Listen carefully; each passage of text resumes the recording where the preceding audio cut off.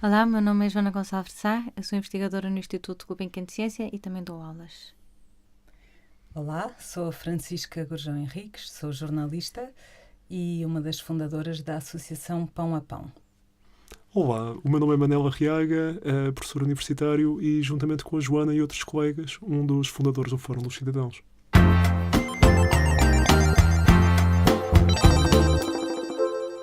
O Fórum dos Cidadãos é uma iniciativa que visa dar a ouvir a voz informada e refletida de cidadãos portugueses sobre temas que sejam politicamente relevantes, sobre os quais haja um debate público ativo, sobre os quais haja vontade da parte dos decisores políticos de saber o que é que a população pensa, ou talvez mais precisamente saber o que a população pensaria se tivesse o tempo, a informação e os recursos necessários para formular uma opinião informada e refletida sobre esses mesmos temas a debate. A Joana poderá contar-nos um pouco mais, creio, sobre o que é que aconteceu ao longo dos últimos 2 fins de semana, organizado pelo Fórum dos Cidadãos. O que aconteceu foi que um dos temas que tem estado em debate tem a ver com o acolhimento de migrantes de imigrantes e refugiados e outras pessoas que queiram entrar no nosso território, no território português, quer por curtos espaços de tempo, quer a longo prazo. Como o Manel estava a dizer, o Fórum dos Cidadãos tem a maneira como funciona a estrutura do Fórum tem a ver com selecionar pessoas que não podem ou não ter vida pública ativa ou ter qualquer tipo de intervenção política, mas pessoas que sejam representativas da sociedade portuguesa, em vez de serem os deputados, que são altamente selecionados e tipicamente são, na sua maioria, homens, na sua maioria brancos, na sua maioria juristas, e não são representativos da sociedade portuguesa por uma série de razões, não só por estas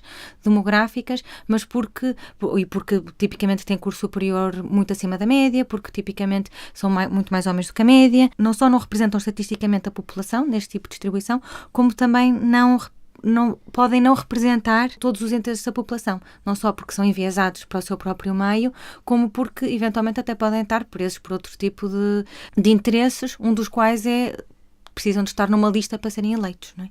E precisam de agradar a quem faz as listas para serem postos num lugar eleito. E então começámos a pensar, primeiro, e aqui o começámos é o Manel, que haveria de haver uma forma de tentar voltar a uma forma de democracia que se calhar até é mais perto da democracia original. Queres falar tu sobre isso e do que é que pensaste quando escreveste o livro, antes de eu falar sobre este fórum em especial? Certamente.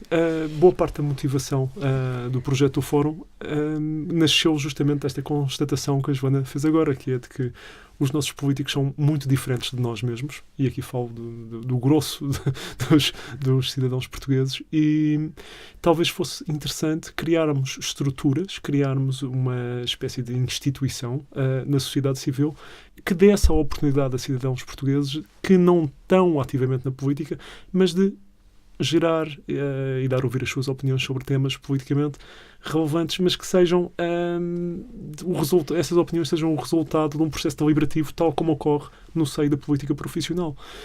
Nós temos muito o fantasma de que o cidadão comum, quando fala sobre política, é aquele senhor, talvez de 60, 65 anos, num café, a ver a Correio da Manhã TV e a dizer que devemos linchar quem foi acusado de um qualquer crime, por exemplo, ou a dizer que fosse quem fosse que está à discussão, deveria ser sumariamente executado por uma qualquer alegação. Infelizmente, este fantasma é muito forte, e este fantasma é o que vem à cabeça da maior parte de nós quando pensamos nas opiniões do cidadão comum. E as boas notícias que nós temos para partilhar, em certo sentido, enquanto Fórum dos Cidadãos, é justamente a constatação repetida não apenas por nós, mas também por muitos colegas no estrangeiro, de que os cidadãos comuns, quando lhes damos as condições e informação necessárias para formularem uma opinião informada e refletida sobre um tema, se revelam perfeitamente competentes para fazer uma análise cuidadosa de questões complexas e gerar recomendações altamente razoáveis e informadas sobre esses mesmos temas. Como é que são escolhidos, como é que é escolhido esse cidadão comum? Ora bem, Francisca, o que nós tentamos fazer é o seguinte: escolhemos uma região onde o fórum será realizado, e dentro dessa região obtemos o perfil demográfico da população dessa mesma região, em termos de género e idade. Depois complementamos esta informação com o perfil socioeconómico. Tipicamente usamos uma variável para isso, que é o grau de escolaridade, que infelizmente está altamente correlacionado com o estatuto socioeconómico. E o que fazemos de seguida é obtemos uma amostra de cidadãos que vai espelhar, vai ser um pequeno microcosmo da população dessa região, em termos, outra vez, destas 3 variáveis fundamentais: a idade, o género e o grau de escolaridade. Como depois realiza-se um sorteio de diferentes pessoas entre cada uma destas categorias e surge uma amostra estratificada, como os colegas em áreas das ciências sociais quantitativas lhe chamam, que vai ser o quê? Que vai ser uma espécie de microcosmo, outra vez, da população como um todo que habita essa região do país. E depois, tipicamente, estas pessoas passam algum tempo a deliberar. Portanto, em vez de ser aquela boca do café, não é? Que saiu de repente, ou quando às vezes fazem entrevistas de rua e as pessoas são apanhadas de surpresa e acabam por dizer qualquer coisa que se calhar até depois quando chegam a casa pensam: eu não queria ter dito isto não me saiu nada bem, não é? Têm bastante tempo para não só falar umas com as outras e refletir, mas também recebem informação, quer através de, nós chamamos peritos, mas pessoas que trabalhem nessa área e que saibam e que possam dar informação, mas também tipicamente oferecemos outro tipo de documentação que pode ir desde relatórios ou dados ou muitas vezes artigos de jornal que lhes permita ter a informação que eles precisam para depois poder deliberar de forma informada, como o Manel estava a dizer. E as pessoas dizem que as suas opiniões mudaram muito durante o processo, assumem isso? Eu acho que depende dos fóruns. Nós cá, este que nós fizemos agora foi o segundo. O primeiro que fizemos no ano passado até chamamos quase um piloto, e o tema era como fazer-nos ouvir, portanto era da perspectiva do cidadão, tentar perceber como é que os políticos podiam ser melhor ouvidos pela classe política, e este que fizemos agora em conjunto com o Maria Matos, e há sempre uma pergunta que é suposto ter uma resposta no final, portanto, uma coisa específica e que seja implementável. Portanto, a primeira pergunta era como fazer-nos ouvir, e a segunda deste ano foi que condições deve Portugal oferecer a quem chega. Portanto, não especificávamos entre migrantes e refugiados, a pergunta estava em aberto, que também foi algo que foi discutido durante os fóruns. Já houve muitas experiências internacionais feitas e tipicamente sim há um impacto, e o que é engraçado é que parece haver um impacto não só na própria pessoa que participou no fórum, mas às vezes até no círculo próximo. Portanto, as pessoas pode haver talvez até quase com um efeito de aumento da autoestima. As pessoas sentem-se capazes de... Uma das perguntas que nós fazemos inquéritos no início e inquéritos no final, e uma das perguntas que nós fazemos são coisas do tipo... Acha que se tivesse a tomar decisões seria tão bom, as suas decisões seriam tão boas ou piores do que dos deputados ou de outras pessoas, e também perguntamos se confiaria no seu vizinho, por exemplo, para tomar algumas dessas decisões. Isso normalmente entre o antes e o depois notam-se claramente diferenças das pessoas se sentirem mais empoderadas, não sei se esta palavra existe, para tomar as decisões, sentem-se capazes e em geral gostam imenso do processo. No final há um lado, estes cidadãos são pagos, portanto é um fim de semana normalmente em que eles estão a trabalhar, não é? E recebem normalmente um vale para esta participação, mas há então eu acho que eles muitas vezes também chegam e não sabem ao que vão, e não sabem o que é que vai acontecer, mas depois gostam imenso do processo, gostam do trabalho, gostam dos resultados, gostam de ver, e às vezes até depois cobram os organizadores dos fóruns, então, e as nossas deliberações, o que é que lhes aconteceu? Já estão a ser implementadas. O que é que fazem com os resultados? A ideia é elas tentarem, algumas são mais implementáveis do que outras. Eu posso dar alguns exemplos deste fim de semana, mas a ideia é depois nós também, como fórum, termos um bocadinho de espaço de pressão política para que de facto sejam implementadas. E o que tem acontecido é que tem havido uma surpreendente abertura por parte talvez surpreendente, provavelmente era preconceito meu, mas surpreendente abertura por parte da classe política, de terem interesse dos governos. O primeiro foi apresentado, os resultados do primeiro foram apresentados ao Presidente da República, no Palácio Belém, e temos apoiantes de todos os quadrantes políticos, penso eu, portanto, até de todos os partidos. Eu acho que existe também esta vontade primeiro existe aquele medo, ok? A partir do momento em que nós damos a voz ao senhor de 60 anos que está a ver o Correio da Manhã TV, vamos ter Brexit, vamos ter Trump, vamos ter...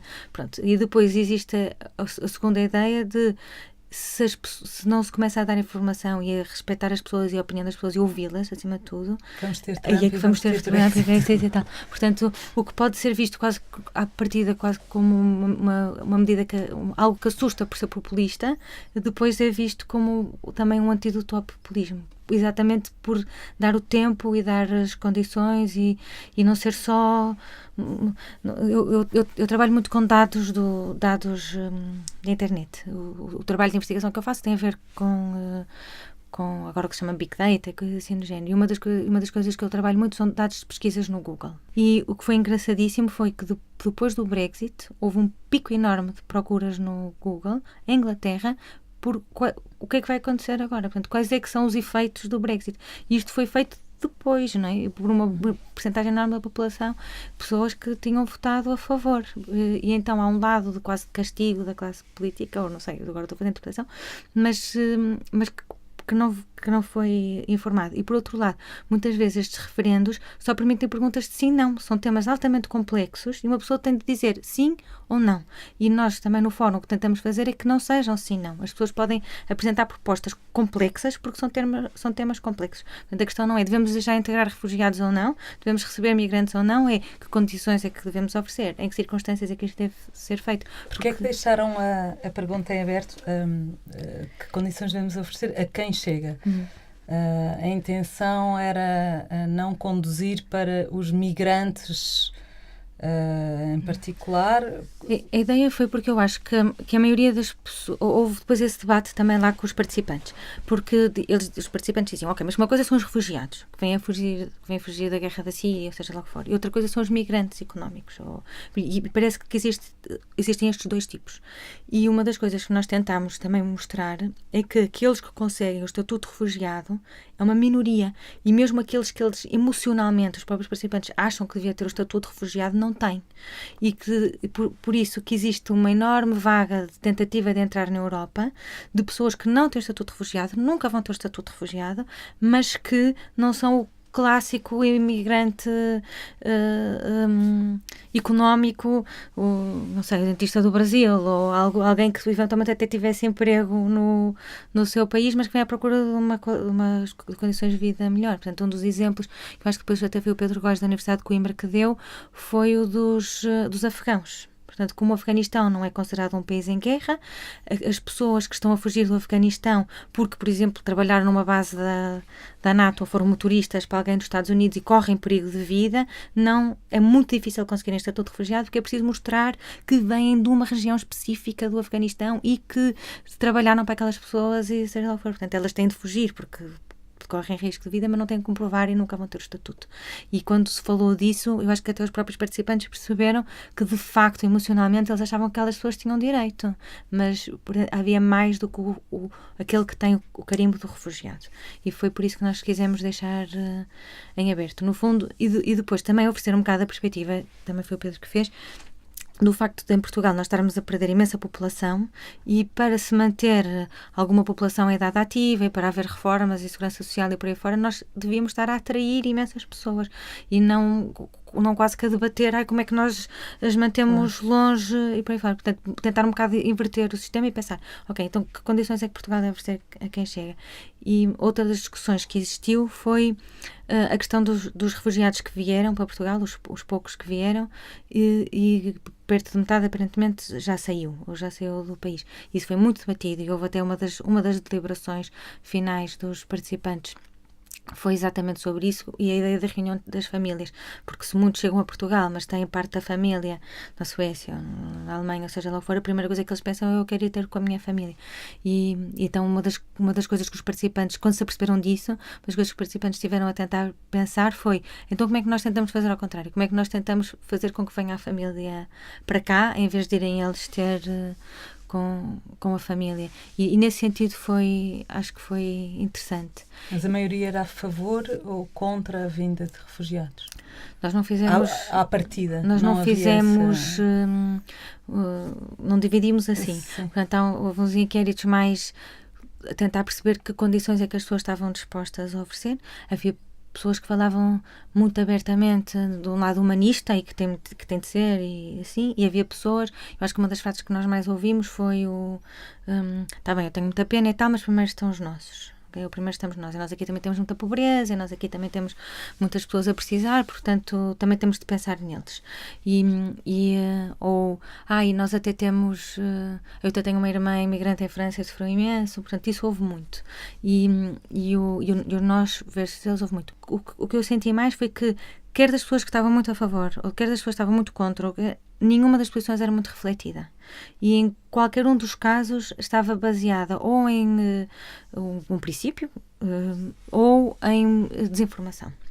E eu acho que nós não só sentimos que eles não sabiam muito sobre o que é que se passava, como por vezes achavam que sabiam e que até tinham imensa informação sobre o assunto que estava completamente errada. Nem sequer era perto, era completamente errada. Eles, quando começaram a ler os artigos, foi muito engraçado, porque nós demos artigos quer artigos de opinião, que eram um bocadinho mais a favor, um bocadinho mais contra, quer artigos de jornal mais textuais, com números e factos e dados. E eles, quando liam, por exemplo, havia uma senhora com um dos argumentos que ela nos tinha dado logo de manhã é que eles vêm, mas trabalham só o mínimo que é para não pagarem segurança social, para ficarem sempre abaixo do rendimento mínimo e nunca pagarem impostos. E depois havia um dos artigos que foi discutido em que dizia que os imigrantes contribuíam mais para a segurança social do que a população nativa portuguesa. E não só contribuem mais, como por exemplo consomem menos serviços, como o Serviço Nacional de Saúde, por exemplo.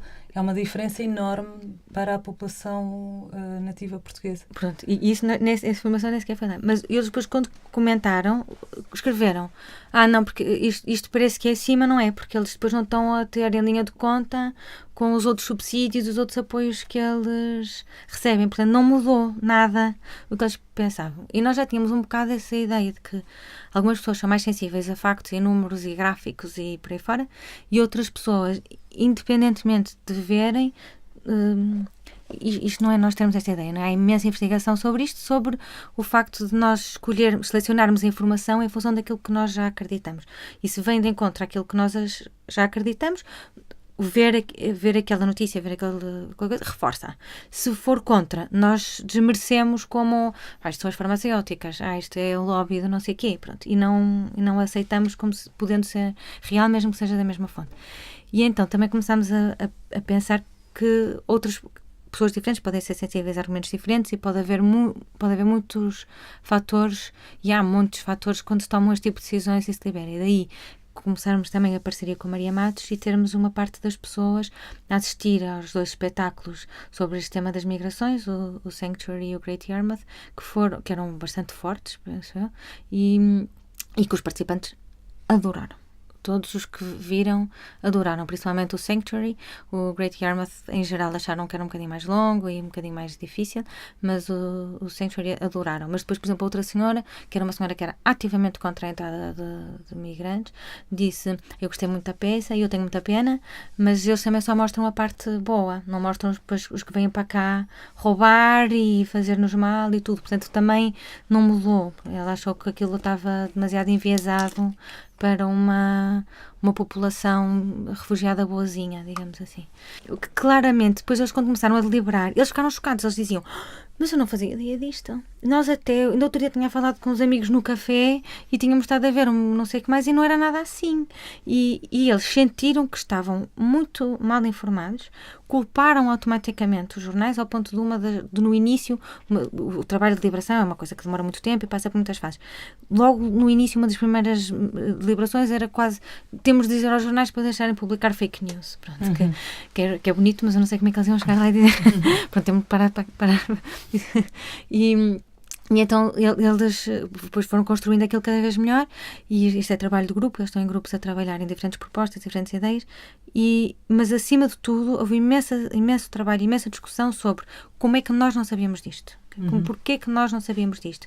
E depois eu disse: mas vocês de manhã até tinham os artigos e viram cá publicações sobre isto existe. E depois, mas não está a chegar. Ok, então agora pensem o que é que vocês acham que poderia ser feito para... como é que isto poderia chegar melhor. Francisco?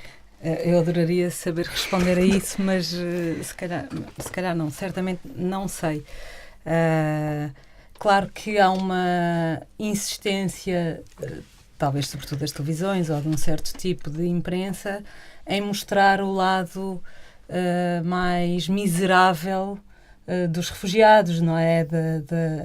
É óbvio que tem um potencial dramático enorme e não se mostram bons exemplos tanto quanto as terríveis e dramáticas travessias do Mediterrâneo e, portanto, é normal que as pessoas só vejam um dos lados, ainda que o outro também, eu acho que está a ser dado, e a prova é precisamente esses artigos que eles discutiram. Mas também é verdade que as pessoas estão sistematicamente a ser bombardeadas com informação e, portanto, é um bocadinho difícil fazer a triagem e as pessoas constroem cada uma o seu próprio jornal, não é? Vão ao Facebook, se não aparece no feed do Facebook, não existiu, nem sequer foi noticiado. E eu deparei-me com isso, com essa crítica várias vezes enquanto jornalista, então aconteceu isto e aquilo e o público não escreveu nada. Claro que escreveu, mas se calhar não apareceu no feed àquela hora e, portanto, a pessoa não deu por isso. Enquanto jornalistas, claro que temos que fazer melhor, mas é muito difícil combater esta avalanche de notícias e notícias falsas, não é? Juntam-se as duas agora. Não sei realmente como fazer melhor. Uma das coisas que as pessoas diziam muito era que elas diziam que não eram, que não falavam das coisas das quais elas têm medo.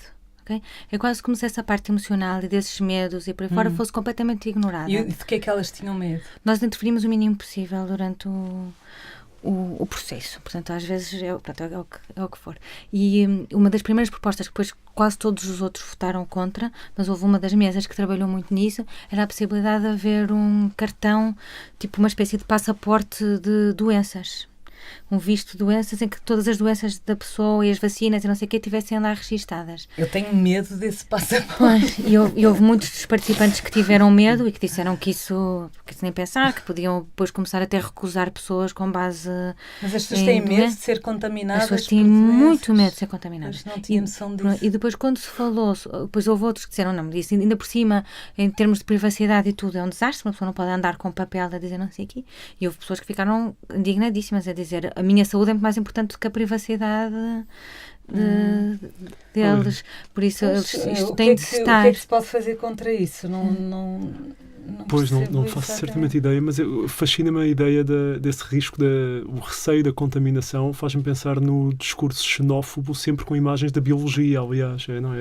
Aliás, até os tweets do Trump nota-se como a linguagem, já várias vezes foi referido como o uso de expressões como vermes e contaminar e infectar. Isto não foi inventado pelo Trump e eu seguramente serei um péssimo historiador deste género de discurso, mas que tem uma longa história, tem a ideia do discurso xenófobo explorar justamente a biologia, a saúde, a contaminação como uma forma muito, muito eficaz de penetrar mentes. E de facto existiram, depois eu fui procurar, e depois existiram notícias sobre isso, quase do ponto de vista pragmático, de como é que nós depois fazemos a integração no Sistema Nacional de Saúde, Plano Nacional de Vacinação, coisas assim do género, que foi deturpada para... Nós não sabemos o que é que eles trazem e não sabemos que vacinas é que eles levaram e não sabemos que... E vêm de zonas de guerra que estão muito complicadas e não sei o quê e que podem trazer montes de doenças. Desse lado, desses medos muito fortes, não só o medo do... Havia um medo incrível que foi várias vezes mencionado do vem mudar a nossa cultura. Não assim por estas palavras, mas mais ou menos assim. Eles não são como nós, eles não fazem como nós. A esse medo eu consigo pensar numa resposta, até porque é isso que o projeto da Associação Pão a Pão pretende, não é? Que é precisamente tornar essas pessoas visíveis. eu não gosto de usar a palavra refugiados, porque estamos automaticamente a dar um rótulo e as pessoas, os próprios, detestam ser categorizados assim, mas pronto, para facilitar o discurso. Mas então nós quisemos tornar essas pessoas visíveis, e por isso no restaurante não é por acaso que não há uma cozinha fechada e uma sala onde os clientes chegam e sentam. É tudo aberto e, portanto, quem quiser lá ir pode ver uma mulher de hijab a preparar uma excelente refeição que depois vai ter o enorme prazer de saborear. E, portanto, eu acho que só neste momento de sentar à mesa e comer uma refeição síria, só esse momento pode quebrar vários desses preconceitos, porque as pessoas olham-se nos olhos e que as ainda pessoas valorizam. Que as pessoas que lá vão já são pessoas que se calhar têm menos preconceitos? Algumas não, porque algumas são trazidas pela sobrinha, pelo tio, pela prima, nem todas. E é muito engraçado porque nós temos no restaurante, nós temos uma mesa grande ao centro e, portanto, senta-se toda a gente, quem se conhece ao lado de quem nunca se viu na vida. E é muito frequente, eu às vezes faço de propósito para estar lá sentada no meio e ouvir as conversas à volta. E é muito frequente ouvir-se alguém explicar o projeto à outra pessoa. E eu apercebo-me que realmente outra pessoa não fazia a menor ideia.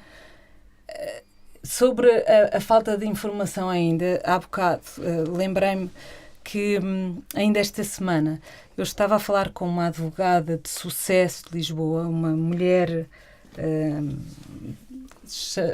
super bem sucedida, que viaja pelo mundo, enfim, e que me disse com toda a perplexidade: eu não sabia que havia sírios em Portugal, portanto, nem refugiados, nem sírios.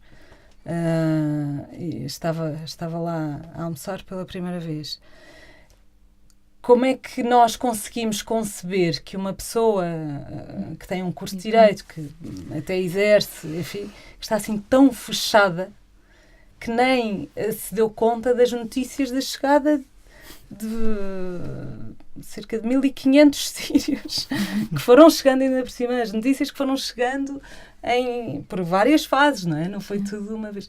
Portanto, há coisas contra as quais é um bocado difícil lutar. Isto, se calhar, estou a voltar atrás à conversa e não faz sentido. Não, eu aproveitaria a pista deixada aqui pela Francisca, porque realmente algo que me ocorreu nessa fase anterior da nossa conversa foi justamente que nós falamos muito da apatia do cidadão comum. É uma expressão que eu talvez deva rever, mas que me parece realmente, tal como talvez o refugiado para ti, me parece muito, com bastante poder descritivo. Cidadão comum. Cidadão comum. Sim, isto tem de ser revisto, talvez, mas em qualquer caso. Nós falamos muito da questão da apatia e da ignorância, da ausência de interesse. E são três temas com os quais eu me confronto, e a Joana também seguramente, se me é permitido pôr palavras na boca dela, tenho a certeza que também já terá tido experiências semelhantes, e somos confrontados com quase estas acusações. É quase uma folha de acusações, a dizer: mas o cidadão comum é apático, o cidadão comum não se interessa, o cidadão comum não procura se informar sobre os temas. E a mim isto deixa-me sempre a sentir-me da mesma maneira, que é: nós temos um sistema político e social que poderia ter sido, não estou a dizer que o foi, mas poderia ter sido desenhado para fomentar exatamente este género de atitudes e de desligamento entre o cidadão e os processos de decisão. Por isso, quando nós nos surpreendemos e responsabilizamos o indivíduo, a pessoa com quem nos cruzamos, e dizemos: mas afinal, como é que tu não te informas? Como é que tu aparentemente não queres saber?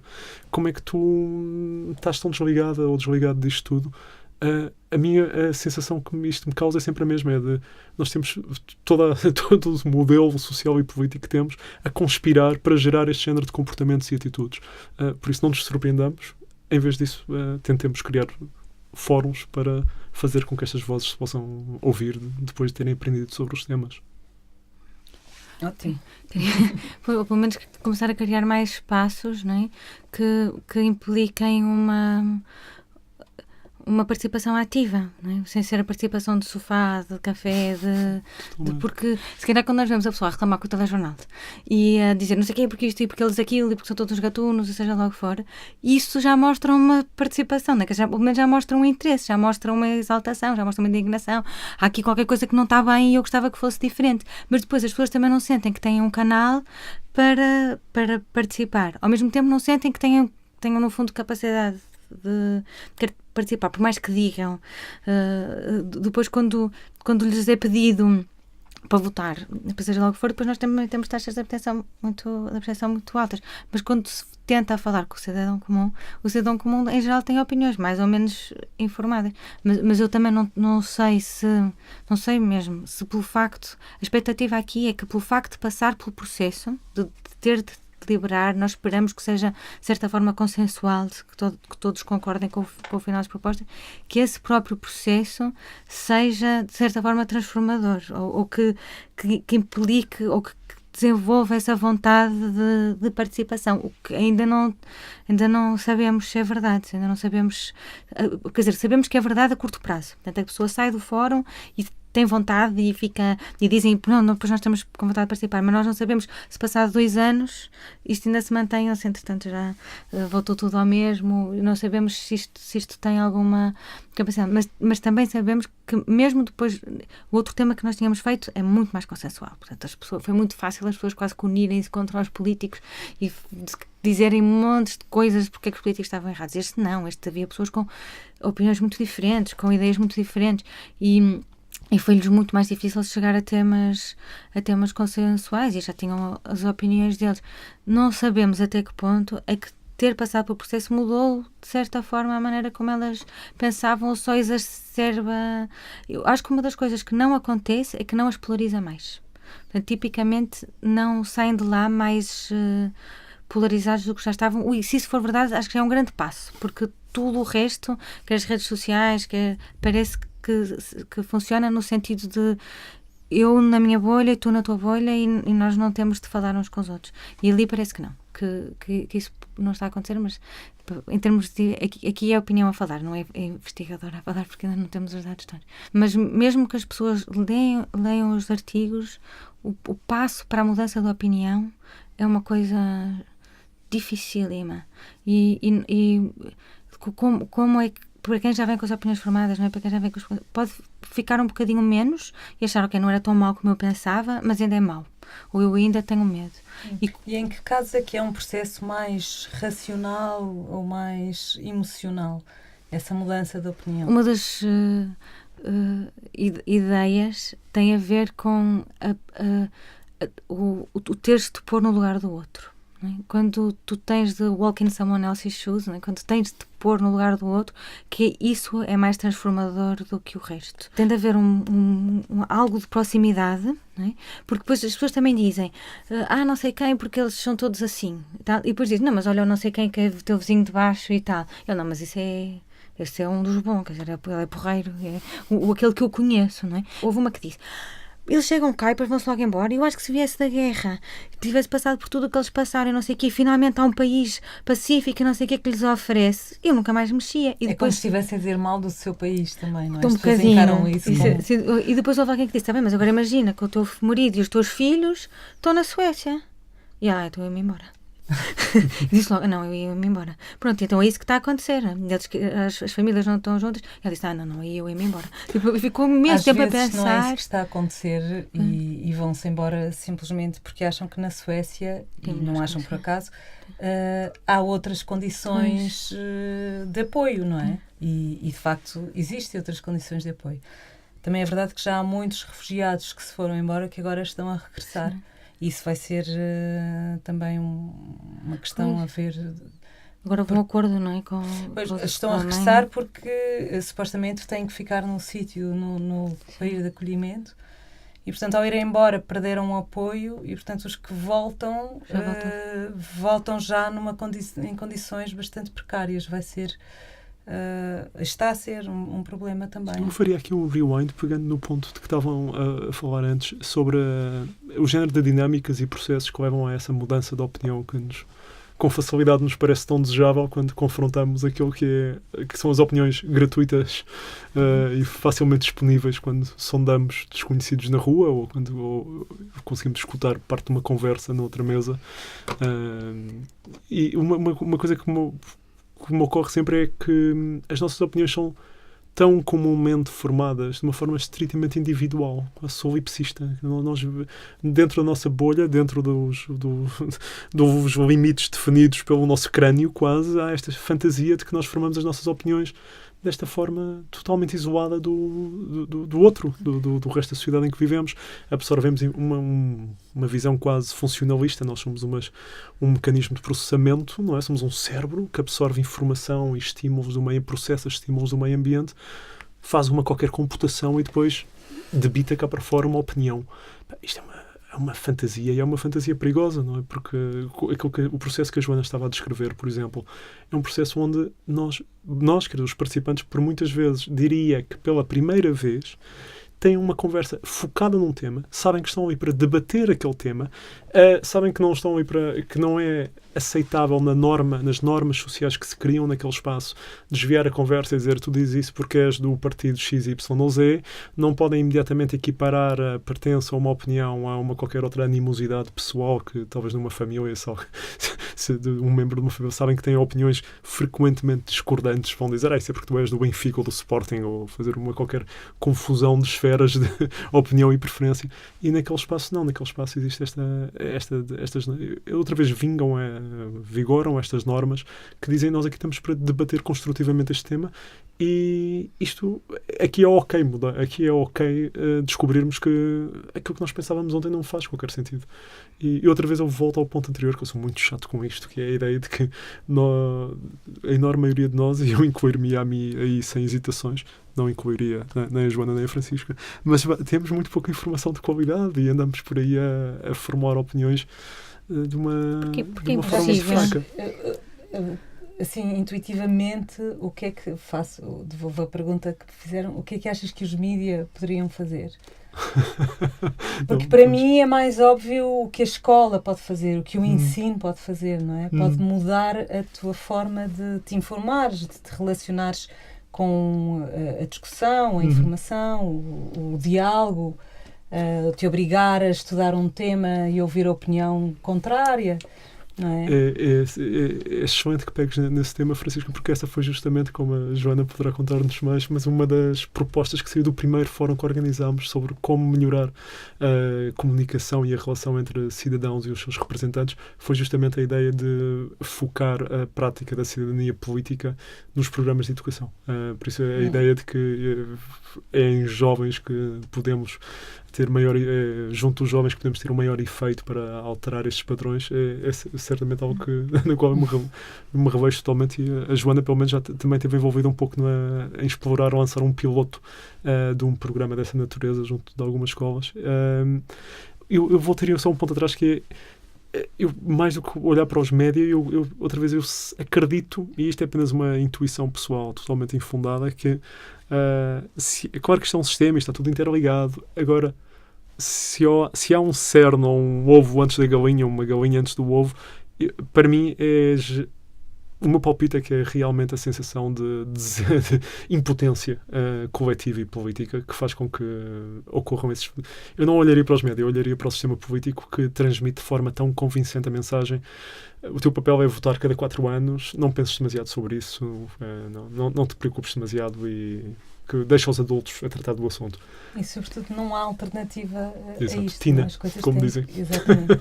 Mas eu acho que há uma coisa importante em relação a nós, quando tu começaste a dizer, nós não temos informação de qualidade sobre o assunto, porque é impossível, não é? Nós não podemos ser especialistas em tudo, e ninguém pode ser especialista em tudo. Então nós temos de arranjar proxies, não é? Alguém que nos dê a opinião sobre alguma coisa, porque nós não fazemos mais nada. E acabamos por encontrar esses proxies nos jornais. Quer dizer, eu foco-me num e acredito que mais ou menos o que vem daquele é informação fidedigna, e quando eu digo pode ser 2 ou 3, pode ser um português, 2 internacionais, não interessa, mas as pessoas focam-se naquela escola, naquele jornal, naquele meio de informação, e acredita mais ou menos no que ali vem, porque não tem tempo, nem tem disponibilidade para estar a repensar e a rediscutir tudo. Então nós precisamos de acreditar em alguma coisa pura e simplesmente. Nós não temos energia para nos tornarmos especialistas em tudo o que vem no jornal, de todos os temas, não é? E então, também depois aí, por isso é que tu sentes depois uma certa traição, não é? Quase emocional, porque tu confiaste naquele padre, naquele meio de informação que te veio dizer como é que tu devias pensar sobre aquele tema, e depois afinal não era nada assim. Isso, por um lado, isso é bom, portanto é bom haver jornais de referência, canais de referência, programas de referência que nós, porque se não for assim nós não vamos ter informação porque não temos tempo para procurar a toda. Por outro lado, também começa a segregar as populações e eu não leio os outros jornais que o resto da população está a ler, e essa população tem tanta razão, se calhar, para confiar cegamente naquele, como eu tenho para confiar no meu, vá. E então, depois acabamos por viver em mundos paralelos, em que cada um tem as suas fontes. A ideia que eu tenho é que, se calhar, o próprio jornal depois também trabalha para o seu público, e se calhar mais plural. E se calhar o próprio jornal depois também às vezes fica desiludido com o público que tem, não é? Eu acho que se fosse um jornalista do público, aliás, as caixas de comentários, muitas vezes, eu pensava, para quem é que eu estou a escrever, não é? Não se pode, é muito difícil, não se pode fazer. E eu acho que para mim seria altamente frustrante, tipo, mas vocês não leram o que eu escrevi. Mas independentemente disso, se os jornais depois também só se focam naquele grupo e para agradar aquelas pessoas e que são a sua audiência, também esquecem todas as outras. E então eu acho que aí pode haver alguma culpa, digamos assim, de alguns jornais de esquecerem uma parte da população e pensarem, eu nunca vou chegar a vocês, que se calhar é a mesma coisa que fazem os programas de televisão, seja lá o que for, que fazem os políticos, que eu desisti. Tipo, eu não vou chegar a vocês, eu nunca vou chegar a vocês. A única coisa que eu preciso é de garantir alguns e é nestes que eu vou trabalhar. Isso já foi mais assim do que agora. Porque agora os jornais estão muito mais dependentes dos cliques, não é? Dos leitores online. Sim. E, portanto, quantos mais tiverem, mais publicidade conseguem angariar e estão muito focados nisso. Aliás, é uma crítica que se faz aos jornais atualmente, é estarem demasiado focados nisso. Mas pode ser sempre para aquele seu nicho e querem muitos daquele nicho. Tenta-se precisamente agora abrir um bocado o leque, porque só o nicho não chega, até porque o nicho, uma coisa que não acontecia há 20 anos, falando do público outra vez, mas também no Expresso, por exemplo, o leitor do Público ou do Expresso lê o New York Times, lê o Guardian, lê o El País, lê o Público e o Expresso, e se calhar vai ao Observador e se calhar ainda ao DN, não é? Antigamente, como era preciso comprar o jornal, as pessoas fidelizavam-se mais. Pois, agora, mas se calhar não vai ao Correio da Manhã, não vai ao Sun, não vai?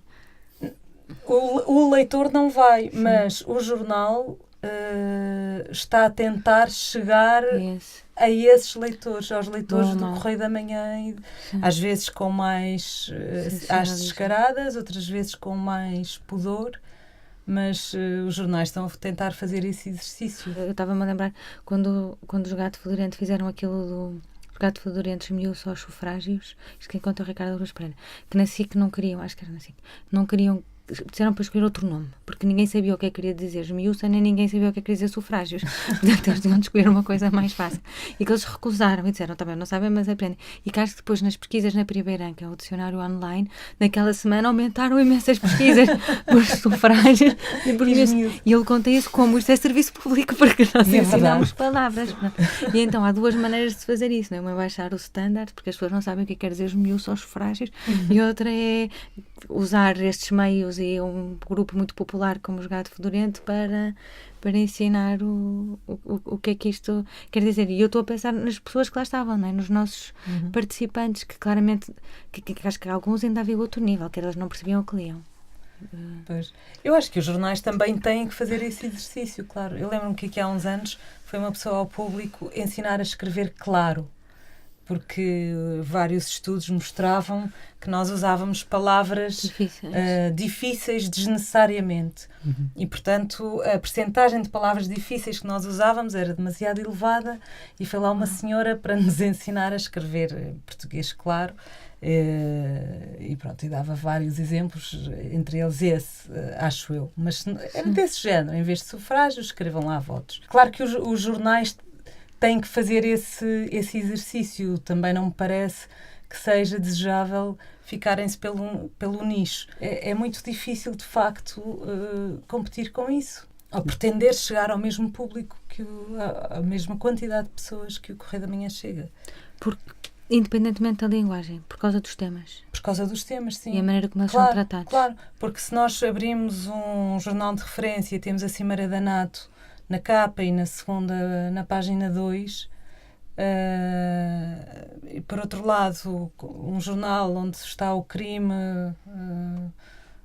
contra um assassino de alguém, as pessoas vão querer ler o homicídio e saber todos os detalhes de como é que ele espetou a faca Isso será uma questão de cansaço. Há uma teoria que diz que nós temos um limite para quanto esforço nós conseguimos despender em termos de massa cinzenta. Isto pode ser mais ou menos treinado, mas que nos cansamos, e principalmente se temos de fazer outro tipo de esforços. Portanto, há experiências que são assim: eu ponho alguém a ver uma série de chocolates e não sei o que, e a não poder comer, ok? E depois ponho-nos a fazer exercícios matemáticos. Ou então ponho uma pessoa que pode comer os chocolates e a fazer exercícios matemáticos.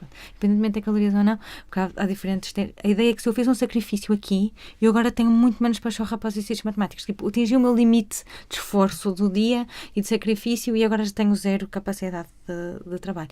E enquanto que uma pessoa que não tenha tanto esforço, não tenha tanto trabalho, se calhar consegue ainda por um bocadinho mais, não é? E ler as 2 páginas sobre a Cimeira da NATO é mais esforço do que ler Portanto, eu agora estou a pensar se pode haver, por simplesmente, um lado das pessoas estarem muito cansadas e não terem capacidade física, biológica, neurofisiológica de fazer um esforço. E então usam os meios de informação não como trabalho, como procura de informação, mas como entretém, como futebol. Eu pegaria nestas 2 pistas do que estavam a dizer, justamente para reforçar um ponto prévio e fazer um outro, que é a Cimeira da NATO. Que motivo, de uma forma totalmente racional, um cidadão português tem para querer saber sobre o que se passa na Cimeira de uma organização internacional à qual Portugal pertence há décadas, e sobre a qual, muito provavelmente, esse cidadão nunca terá a mínima chance de expressar a sua opinião sobre a nossa pertença à NATO e os termos dessa pertença à NATO. Ou seja, pensando de uma lógica estritamente do ator racional, é totalmente racional que o cidadão decida consumir qualquer outro pedaço de informação do que ler 2 densas páginas, escritas provavelmente pela Teresa de Sousa ou parecido, sobre a Cimeira da NATO. E fazendo a ligação ao que a Joana estava a dizer, o cansaço, e realmente há